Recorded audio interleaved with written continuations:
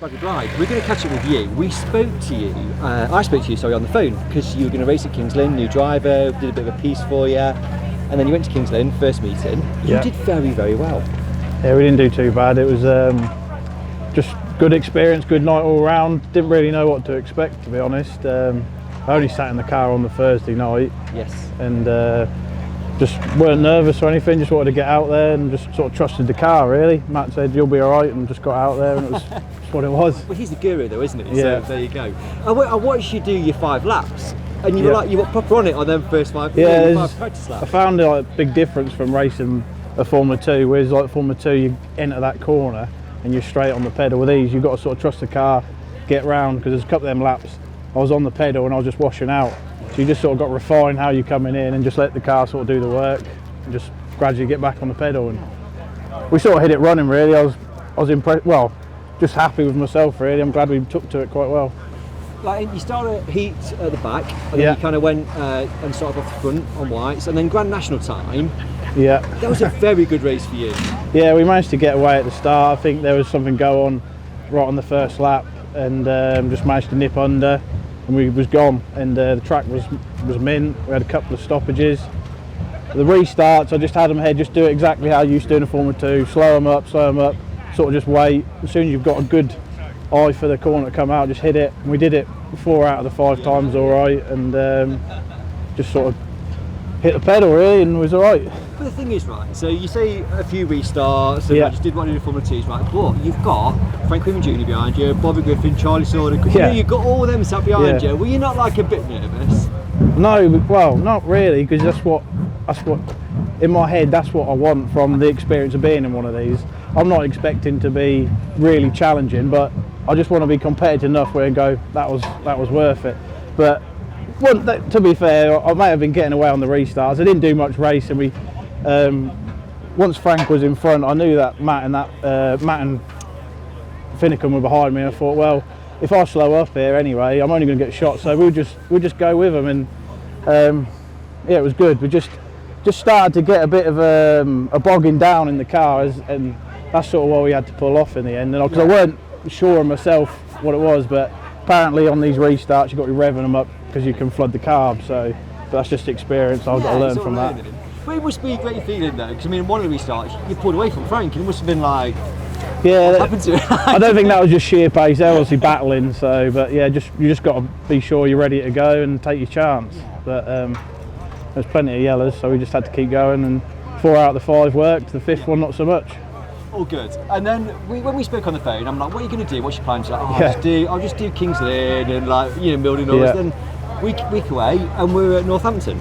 Yeah, so it was only my cousin Brent rang me up on the Monday. He said, "Oh, you're going to Northampton?" I said, "No, I'm just going to stick to what I set out to do." He said, "Can't you get back in that seat, because like next Lynn, more of the top boys are going to be there, and it's a long way away to not be sat in the car, and we plan on coming here for the European." And I always struggled here in a Formula 2, so he said, "You get some seat time and we'll get out." So luckily for me, he's been kind enough to sponsor us to come, paid us for doing an extra meeting, so just took that opportunity really to come. And Matt said, yeah, I think Matt already sort of knew after the night we had, but I was just probably kidding myself thinking I weren't going to come. But I can't expect to be doing all of them. I mean, I don't know what I'm going to do next year. Obviously, I started building a car, and then just certain things have happened over the last 18 months to slowed us up. But whether we get straight back on with that or we do something similar with Matt again, I don't know. Just take it as it comes. Lovely to talk to you. You need to drive in. Thank you so much. No worries. Cheers.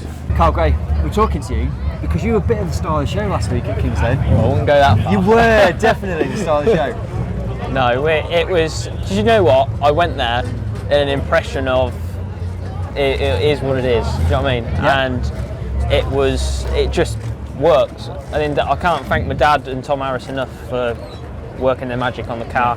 Well, more so Tom. My dad just sort of took note. But no, it was really good. Everything just sort of fell into place. And to be fair, I needed it. After last year, it was sort of a rough year, so it was nice to.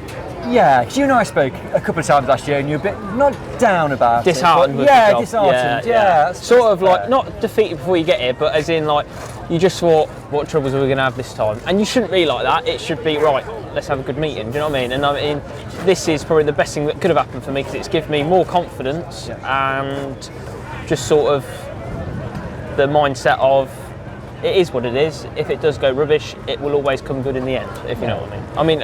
I know it was not a qualifier, it was just a standard meeting, but obviously it was still nice to have that final win from such a long time ago. So, like reflecting on last Saturday and kind of going, what did I do differently? Is it just the mindset piece? Then your car's great, and it just your mindset. Yes, like everyone will say, it depends what mood I'm in. If I'm in a good mood, it's all right. But if I've got my head up my arse, and might as well just keep it in the trailer because I don't know. I think it's just growing up a bit, if you know what I mean. Like, especially like the way I drive as well. Like normally at Kings Lynn, I changed the way I drove at Kings Lynn as well. Like, I adjusted the way the track changed as well. If that makes sense. So obviously it started drying out. Obviously I moved the brakes to the front instead of having it all on the rear. All last year I never really bothered doing it. Not bothered, but I was more so focused on trying to keep the car in control. Whereas like it sort of did what I wanted it to do, so I could then focus on other things as well as driving. If you know what I mean. So yeah. The car's insane. Yes. There's got something else potentially coming. Yeah. A bit newer. I mean, don't get me wrong, it's a good car. I had quite a few people interested, but then I don't know whether when I told them the price they wasn't interested. Their situation's changed, I don't know. So then I thought, right, I'd raffle it, 300 numbers, a bit of sales pitch here.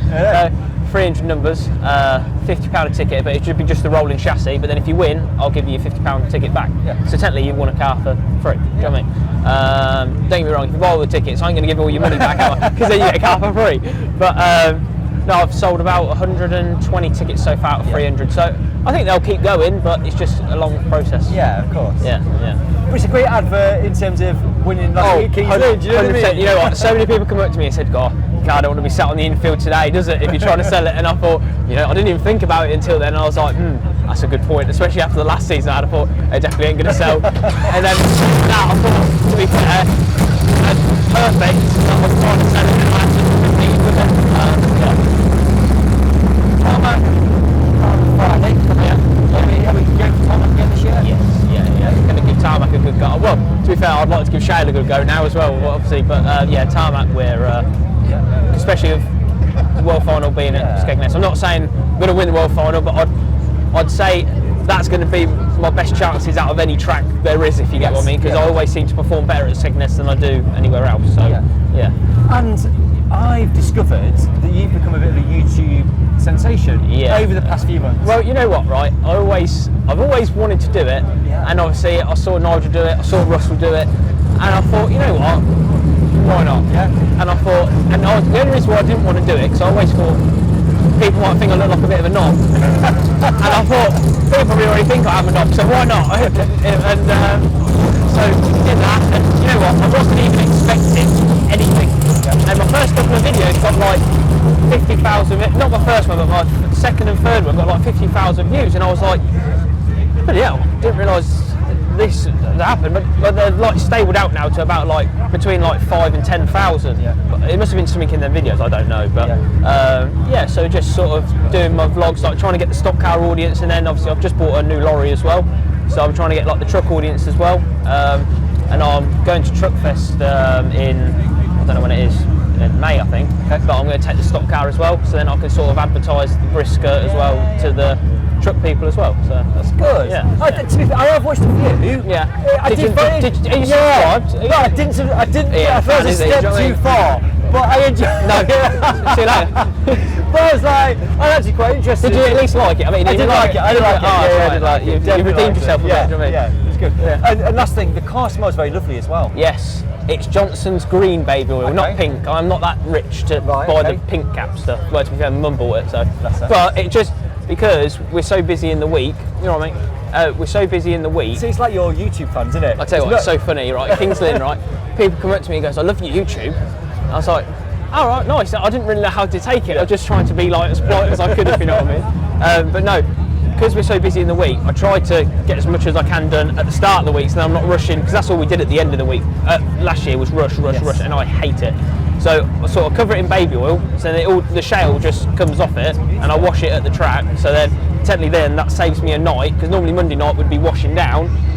But at least then I've done it at the track, so then I can work on it straight away Monday. Perfect. Yeah. And it smells lovely. That's right. All the benefit as well, do you know what I mean? It's a nice aroma. The pink cap smells nicer. Okay. But maybe get some sponsorship. Well, yeah, I could do it actually. Could get a sticker made, baby oil wanted. Yeah, do you know what I mean? Absolutely. Yeah. See what kind of like people you get arriving at your transporter. Possibly, yeah. Very interesting. Well, yeah. I won't tell you what some people have told you it smells like, but yeah. Carl, thanks so much. What a last week. Thank you very much. Thank you. Craig Liddle. We spoke before your debut meeting. I rang you up and was like, Craig, you're racing Formula 1. You're like, I've got no idea what I'm doing and I've got no engine. That was Monday night, because I was waiting for my daughter to finish dancing. Yeah. So Monday night, and then we spoke, and then a busy week then to get ready for King's Lynn. Yeah, I got engine back Friday morning, put that in Friday daytime, had it running for like 9:30 Friday night, and then first time I actually moved car or sat in it was Saturday morning. Right, okay. Trailered it up, and that was the first time I'd ever driven Formula 1. So yeah. And what did you think? This is all right? Well, I got it on trailer. So we're all right, yeah. And then went for that 5-lap thing at King's Lynn. Yeah. Managed to get around track, and it went all right. It went better than I thought it would. So I went to watch the 5 laps. Obviously, I was interested in yourself and Bradley and Thomas, because like we spoke to you all in the week, and all three of you like look like you've been racing. And obviously, you've raced grass track. Do you know what I mean? But it's very different, isn't it? Yeah, it's 5 times heavier and quicker.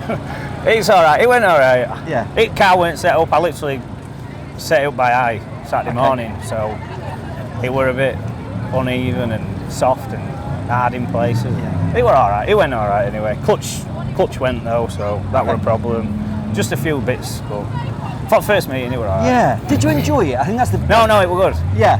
And then to go on with no major damage road, even better. Yeah, absolutely. Well, you talked about sort of doing shale and kind of going, I'd like to do as much as I can. And we're week on, aren't we? Have you done much to the car in the week? Frankie's had it this week. I dropped him off Monday after that meeting. Yeah. Just to sort of clutch, few other bits, set it up, corner weight, just little bits, just to get it so it were actually done. Yeah. And so this is it. He's delivered it here today, so we'll see. Yeah. See how it goes. Well, the thing is, if he set it all for you, you've almost got like, I know what it should be, and you can get back to that a little bit, can't you? Well, I'll see how it goes now. It should be better in theory. Yeah. It's new springs, sort of clutch, few other bits, so hopefully it should get around corner a bit. He were pushing on in that, I couldn't get brakes to get round, and so he's sorted it all apparently.